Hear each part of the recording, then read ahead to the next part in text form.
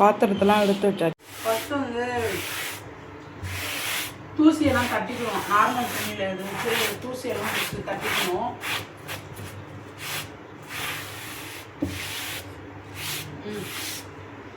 வந்து அந்த செல்ஃபெல்லாம் வந்து துடைக்கிறதுக்கு வந்து என்ன மருந்து யூஸ் பண்ணுறோன்னா, இது வந்து சோப் ஆயிலு, இது வந்து பினாயில் லைட்டாக கொஞ்சோண்டு கலந்து துடைச்சி விட்டோம்னா கொஞ்சம் வாசமாக இருக்கும். அதுக்காக அதை யூஸ் பண்ணி தான் ரெண்டையும் கொஞ்சோண்டு இதில் மிக்ஸ் பண்ணிவிட்டு நல்லா தேய்ச்சி துடைச்சிடலாம். துணியை வச்சு ஈர துணியை வச்சு நல்லா துடைச்சா அதுவே போயிடும்.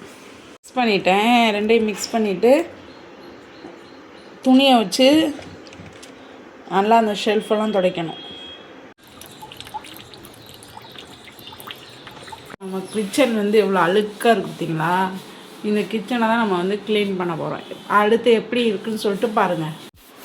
இப்படி தான் இதை வந்து நல்லா வந்து சோப்பு அந்த இதை வச்சு தொடச்சிட்டோம்னு வச்சுக்கோங்களேன், நல்லா க்ளீன் ஆகிரும். கொஞ்சம் பளிச்சுன்னு இருக்காது, வீடியோ அட்ஜஸ்ட் பண்ணிக்கோங்க. அந்த மேலே செவரெல்லாம் நல்லா தொடச்சிடணும். சுவிட்ச் பாக்ஸு எல்லாமே ஒரு ஷெல்ஃபை வந்து தொடச்சிட்டு நீட்டாக அடுக்கிட்டோம். விளக்குறதுலாம் வெளியே இருக்குது, விளக்கிட்டு அப்புறம் காய வச்சுட்டு தான் அப்புறம் மேலே வந்து அடுக்கணும்.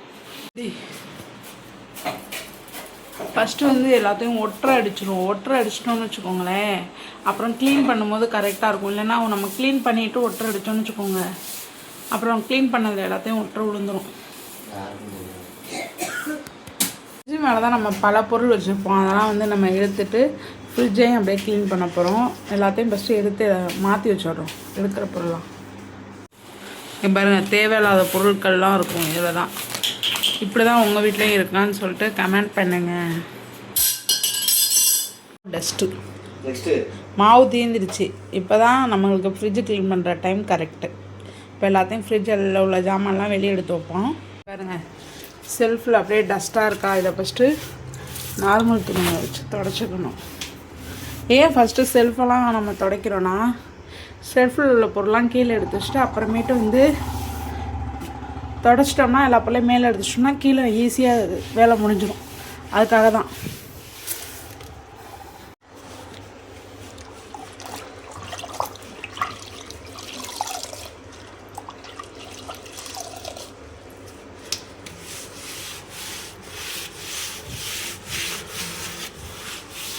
இப்படி போட்டு தொடக்கையில் நல்லா கொஞ்சம் க்ளீனாகிடும். பாருங்களேன், முன்னாடி வேறு மாதிரி இருந்துச்சு, இப்போ வேறு மாதிரி இருக்குது, பளிச்சுன்னு ஆயிரும். அதனால தான் அந்த மாதிரி துடைக்கும். ரொம்ப டஸ்ட்டாக இருந்துச்சுன்னா வந்து நாரை வச்சு நல்லா தேய்ச்சிட்டா கூட நல்லா போயிடும். செருப்பில் உள்ள அந்த டப்பாலாம் எடுத்து கீழே வச்சாச்சு. இப்போ அதை வந்து க்ளீன் பண்ண போகிறோம். டப்பாஸ் ஆர்கனைஸ்லாம் வந்து போடலை, ஏன்னா வந்து டப்பாலாம் புதுசு வாங்கணும். இன்னும் புதுசு வாங்கின பிறகு அப்போதைக்கு நான் போகிறேன் ஒரு வீடியோ, எப்படி ஜாமான்லாம் கொட்டு வைக்கிறேன்னு சொல்லிட்டு. பொருள்லாம் தவிர மித்ததெல்லாம் எடுத்து அடுக்கி வச்சாச்சு. இப்போ பாருங்கள், அந்த முன்னாடி இருக்கிறதோட இப்போ கொஞ்சம் க்ளீனாக இருக்குது. சுத்தம் பண்ணுறதுலாம் ரொம்ப கஷ்டம். அடுப்புக்கு மேலே இருக்குது, அதுதான் வந்து ரொம்ப பிசுன்னு ஆயிடும். இதுக்கு வந்து சோப்பு இருக்குல்ல, சோப்பு போட்டு நாரை வச்சு தேய்ச்சிட்டு தான் அதுக்கப்புறம் வந்து துடைக்கணும் நல்லா க்ளீனாக. அப்போ தான் அது க்ளீனாக ஆகும், இல்லைனா பிசுக்குன்னு ஒட்டும். இப்போ வந்து இது கீழே உள்ள செல்ஃபு. இதில் வந்து சும்மா கிராசரி ஐட்டம், வெங்காயம், பூண்டு, தக்காளிலாம் போடுற இதெல்லாம் வந்து கழுவுறதுக்கு எடுத்து வச்சுட்டு கழுவுறதுக்கு போடுவோம். இதெல்லாம் க்ளீனாக தான் இருக்குது. அதனால் எடுத்து டஸ்ட்டை மட்டும் க்ளியர் பண்ணிவிட்டு தேவையானதெல்லாம் எடுத்துகிட்டு இங்கே வச்சுட்டு அப்புறம் கீழே தொடச்சிட்டு அப்புறமேட்டு உள்ள அரேஞ்ச் பண்ணி வைக்க போகிறோம். இங்கே பாருங்கள், உங்கள் வீட்லேயும் இப்படியான்னு பாருங்கள். புளியை வந்து எக்ஸ்ட்ரா ஊற வச்சிட்டேன். சரி மறுநாள் யூஸ் பண்ணலான்னு சொல்லிட்டு வச்சுருந்தேன். ஆனால் வந்து யூஸ் பண்ணவே இல்லை. இதை இப்போ தூக்கி தான் போடணும். இப்படி தான் நீங்களுமான்னு சொல்லிட்டு கமெண்ட் பண்ணுங்கள்.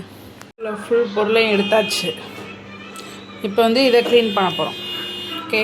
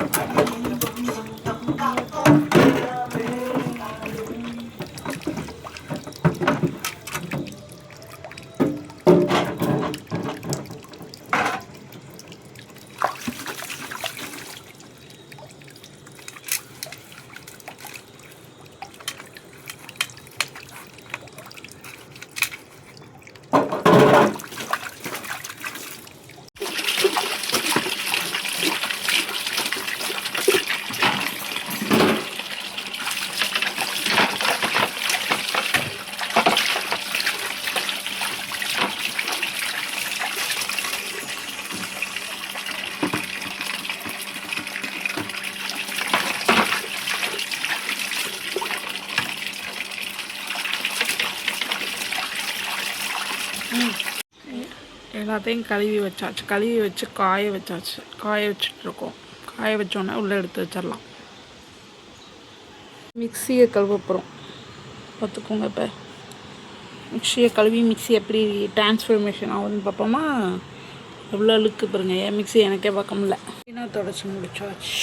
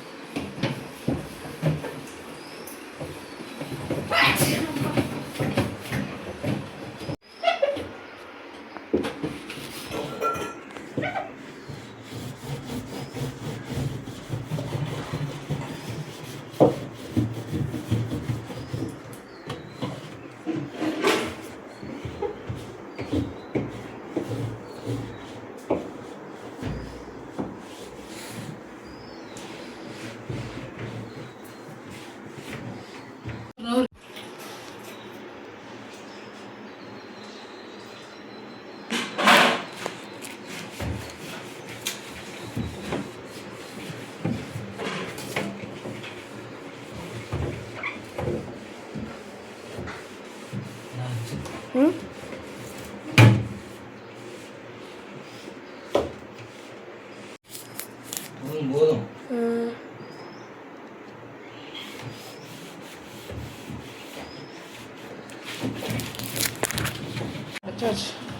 இப்போ வந்து எல்லாத்தையும் செட் பண்ணிவிட்டு ஜாமான்லாம் எடுத்து வைக்க போகிறோம். அதில் ஃபுல்லாக அவ்வளோதான் அரேஞ்ச் பண்ணியாச்சு. இப்போ பாருங்கள் எப்படி இந்த ஃப்ரிட்ஜு இப்போ எப்படி ஆயிடுச்சுன்னு சொல்லிட்டு. துணி ஸ்க்ரீன் போட்டாச்சு, துணி போட்டாச்சு. எடுத்து அரேஞ்ச் பண்ணி அப்படியே ஃப்ரிட்ஜு மேலே வச்சுருவோம். முட்டையை எல்லாத்தையும் அரேஞ்ச் பண்ணி வச்சிட்டோம். அவ்வளோதான். ஃப்ரிட்ஜ் இப்போ ஓகேவாயிடுச்சு. ஃபினிஷ் ஆகிட்டார். வாப்பில் செம்மையாக ரெடி ஆகிட்டார். பார்த்துக்கோங்க எவ்வளோ இதாக இருக்குது பாருங்கள். வேஸ்ட் பொருள்லாம் அதில் வச்சுருந்தேன். இதெல்லாம் வந்து இப்போ க்ளீன் பண்ண போகிறோம். ஃபுல்லாக எடுத்துட்டு இப்போ வெறும் ஈர துணியில் வந்து துடைக்க போகிறோம். ஃபஸ்ட்டு நார்மல் துணியில் துடைச்சிட்டு அப்புறமேலே ஈர துணி துடைப்போம். எல்லா ஒர்க்கும் முடிச்சாச்சு. நீட்டாக அடுக்கி வச்சிட்டோம். இப்போ வந்து அரிசி டம்மு இதெல்லாம் மேலே வச்சுருக்கோன்னா கீழே மாப் பண்ணிவிட்டு ஃபுல்லாக அதோட இடத்துல இது பண்ணிக்கலாம். அதெல்லாம் முடிச்சாச்சு, க்ளீன் பண்ணியாச்சு. கீழே வந்து கோலம் மாவு, சோப் ஆயில், அரிசி மாவு கொடுக்குற அரிசி எல்லாம் வச்சுருக்கோம். எல்லாத்தையும் முடிச்சாச்சு. எல்லாத்தையும் மேலே இறக்கி வச்சுட்டு வீடு துடைக்க போகிறோம். வீடு துடைச்சிட்டாச்சு. வீடு துடைச்சிட்டு இந்த ஒர்க்கு பார்க்கவே கிட்டத்தட்ட ஒரு பாதி நேரம் ஆச்சு. ஒரு 2 மணி வரையும் டைம் ஆயிடுச்சு. அதுக்கப்புறம் சாதம் வச்சு குழம்பு வச்சு சாப்பிட போகிறோம். ஒர்க்கெல்லாம் முடிஞ்சிருச்சு. குளிச்சாச்சு. இப்போ குளிச்சுட்டு சாப்பிட போகிறோம். வீடை துடைச்சிட்டு சாப்பிட போகிறோம். இந்த வீடியோ உங்களுக்கு பிடிச்சிருந்தா நம்ம சேனலை சப்ஸ்கிரைப் பண்ணிக்கோங்க. தேங்க்யூ, பாய்.